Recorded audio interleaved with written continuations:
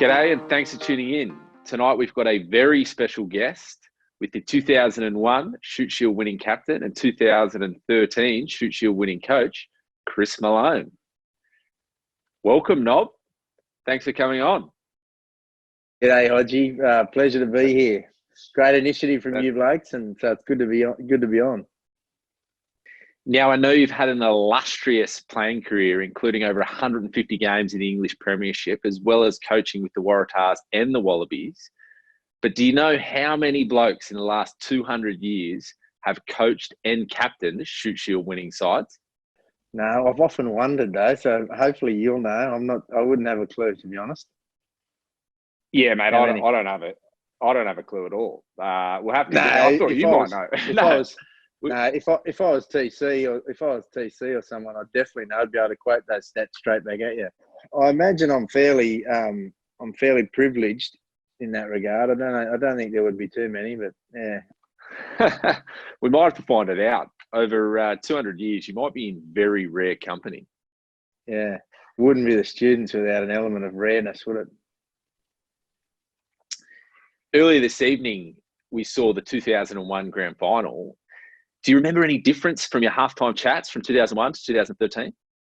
Oh, mate, there's probably way too many beers around that 2001 to remember exactly what the 2001 grand final was like. But what I do know is we'd lost the two grand finals preceding that one. So I think it was 39 years the students hadn't won a title, and we knew we had a good side. I was lucky to be captain, mate. I was captain for like 2 years, and we had Phil Waugh and Brendan Cannon and David Lyons and all these other guys that were playing Super Rugby. I think we just pretty much said, we had Anthony Eddy as a coach. He would have done most of the talking at half time, and Ross Reynolds. But I think I just said, let's just keep doing what we're doing. What we were doing in that game, we knew we were a better team than what we'd been the 2 years previous. And I think it was just pretty much business as usual. But 2013, we had the Real Madrid club rugby side of all time. It was ridiculous how good that team was. But funnily enough, I still, particularly after, Bernard kicked a drop goal to get us home after the siren against Manly in the semi-final. So I was still nervous. Eastwood had thrown a bit at us in that first half in 2013, and then Tommy Kingston, just like the rest of his season, scored a ridiculous try with some great footwork just before half time, and I think it almost broke the back of them. And I remember being in there at half time, and we'd pushed that the way we wanted to play. That's the type of footy we wanted to play all year. It was our big point of difference, our ability to catch and pass, and no hot spots, and all the all the little jargon and one-liners that came out of Playford, and we had a great coaching team. We had Vix and Avo and Playford and myself, and it was just a good time. We had some champion blokes there. I remember the night before the game, Bernard and Dave Dennis had both been with the Wallabies in Perth, and they weren't getting back in until the Friday afternoon before the grand final. And so most people would be having kittens about that, but I was so confident in Stefano Hunt, who'd played 10 all year. Whilst Nard is a genius, Steph had played some awesome footy, and we just knew that, we had a pretty good team, and we're playing some good footy, and if we could play the way we wanted to play, and we got a great afternoon for it, we might be able to do something special. Now, I know you played a big chunk of your footy in the UK, and you've, of course, coached at the very highest level. I think you're more qualified than almost everyone in terms of playing and coaching at our club. What was it specifically that brought you back to the coaching ranks? Well, I think the beauty for me is now, I've had great experience in going to the World Cup and being attack coach at the Tars and doing all those things. When it all boils down, I just love the environment. I love the camaraderie of the boys. I like the fact that you got some you've always got some young whippersnappers sort of coming through and rocking around a little bit and thinking they're pretty good, and some older heads there. It's always been a good mix at the students, and I get to go back and coach now and coach with blokes that I love coaching with, like Rat and Caddo and Chasby and Hilly and then Ray and all the other guys, and being able to just be a part of the whole club and try and, I always loved the strength of the whole club. I always loved the fact that, when I was there coaching, that the fourth grade team could play the same way that first grade could play, and I still love that. So I really enjoyed trying to help that go through the whole club last year. And my boys love ball boying and being around, and it's just a great, it's great to have that club environment. So that's why I go back. You mentioned some of the young bucks throughout the club. It feels like from third cult to first grade, everyone's a bit of a young bloke at the moment. But I suppose what the younger generation don't realise is that, in fact, you lived a pretty similar life back in the day. Who are some of the guys you went to college with? I went at a time when I was a bit older than the blokes that were probably at college, and they're all trying to get me to do all this fresher stuff. And I was like, I wasn't having a bar, but I was like, mate, nah. But I remember Greg Harris, who was he was the boss of Sydney Uni Sport back then, and a great fella, and he was great to me. And Greg walked into me one day and said, "Nobby, I got this big yarpy coming over, and I need you to look after him anyway." And he moved Vickerman into the room next door to me. I don't know if that was a good thing or a bad thing, because the bloke had hollow legs and, he could drink for Australia, and we had a great time together, and we had a good team. We had a good college team. Scotty Stumbles was there, who was my great, a partner at Sydney Uni. Like, we were the 9 and 10 in first grade, and we're playing college together. And there's some good fellas there. Tim Fallon, who was a lunatic, and who else was there? Nick Brown, like just some great blokes, and we had a really good time. I can't remember exactly what year it was. Might have been 2011 or 12. I think it was the only time around then I wasn't injured. But we'd had a number of ball players go down during the week, and for whatever reason, you were coaching at the time, you decided the best option was for you to roll out at number 10. I think you must have been about 45 at the time. Still not quite out of a gallop. What was the headspace there? Do you remember that game? This is for everyone out there. This is post-career. This is Nobby as a coach deciding that he's the best option. I'm pretty sure Stu Dunbar was in twos. You didn't pick him. Behave yourself. I'll tell you exactly when that was, Michael. That was 2011. And I'd come home. Todd Loudon was the first grade coach, and I was working at the club, predominantly coaching second grade, doing some skills with other guys throughout the club. And Daniel Halangahu and Bernard Foley had both been picked for Super Rugby, or Bernard might have been playing sevens, or I can't remember exactly what it was.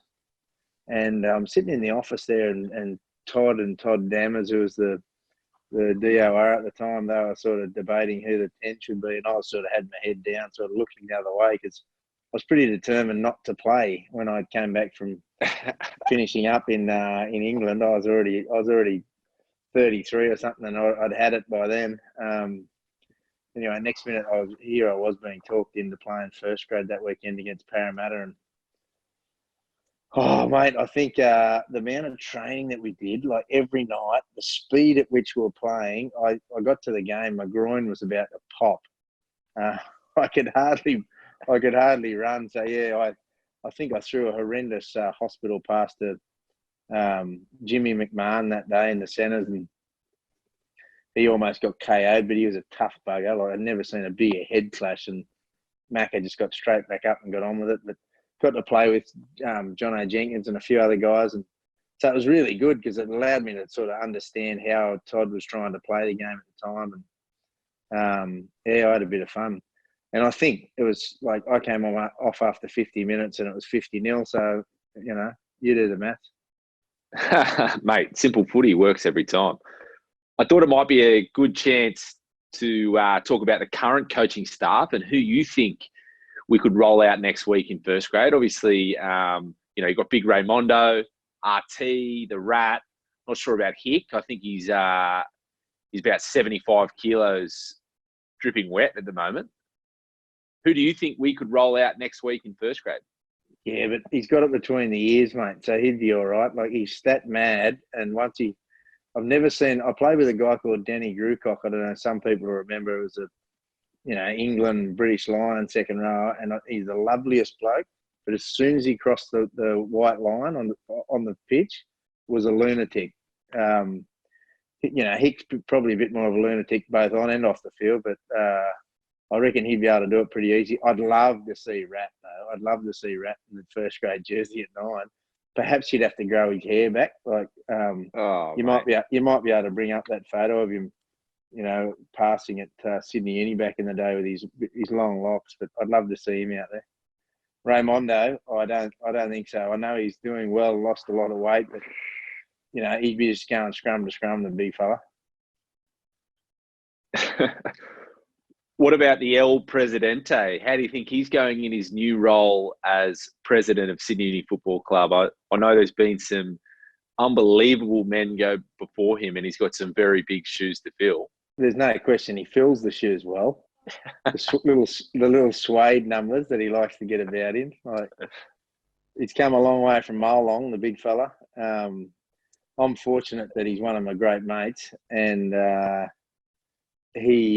but I've watched him go. I watched him go. Go from this battler that came out of Uke Arena and into Wesley College and up to no good, all hours of the night over there, and to then we had a fair bit of time together overseas, and then he's doing a French sojourn and comes back as the, this whiskey smelling, funny coat wearing, European Euro imbo, and but he pulls it off well, and he's great, and he loves the footy club. He loves what it's done for him, like we all do, and we feel lucky that we had the opportunity to play there, and it probably shaped the rest of our days since. And and I think he's doing a great job. He's passionate about it. He wants to see all the people that contribute to the club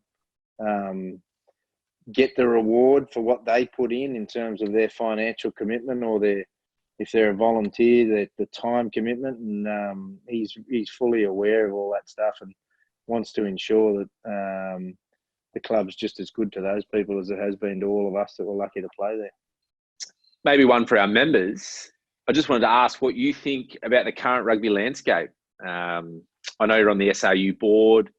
It might be a bit soon to say what's going to happen this year, but maybe for 2021, where does club rugby fit in all this? What's going to happen with Super Rugby? What's the best thing for the Wallabies? Yeah, well, I just see the landscape at the moment in sport in general. I can't see the layers of excess in terms of running in academies alongside the Waratahs and things like that. I just don't see how we can sustain that outlay in terms of what revenue is coming into the game, what's going out. But I think that's good news for club rugby, because my strong belief is that having gone through that system myself, I'd love to see everyone, like the most elite players in Australia, playing in the club competition. I'd love to see them playing in it more often. I'd love to see those guys then being selected to play representative footy for the state and our country again. But who knows? We just don't know what the professional arm of the game is going to look like. But I hope that club rugby and the passion and the support that comes with it, we can grow it into being providing more of the content in terms of elite level footy in Australia. And I think there's an opportunity to do that. I think there's going to be a necessity to do that with our ability to get up and running this year, and it's just a great product, and there's been so many people get behind it in the last few years. I think there's a real opportunity to grow our game back out of the club game and out of the grassroots, and then recognise the great players that then go on to get picked for the state and for our country. After that's my hope anyway. But that's just one person's opinion. Who knows? Oh, mate, I'm sure your opinion definitely holds some weight. Sorry, one last question. We've just had Michael Griffin on the line. He must be watching live. He was wondering which night was bigger, the 2001 grand final or the 2013 grand final? Well, I would have to say with my probably few more years under my belt and a bit more sense. Whilst I enjoyed it just as much, I would certainly have to say 2001 was very, very large, but that's only because I'm supposedly more of a grown-up once 2013 rolled around.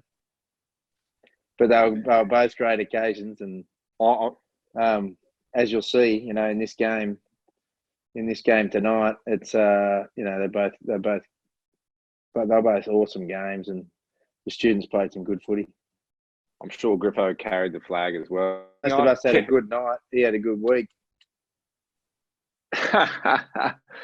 Nobby, thanks for coming on. It's been great to hear from you, and I'm sure our members really appreciate it. Pleasure, Hodgie. Thanks, old son.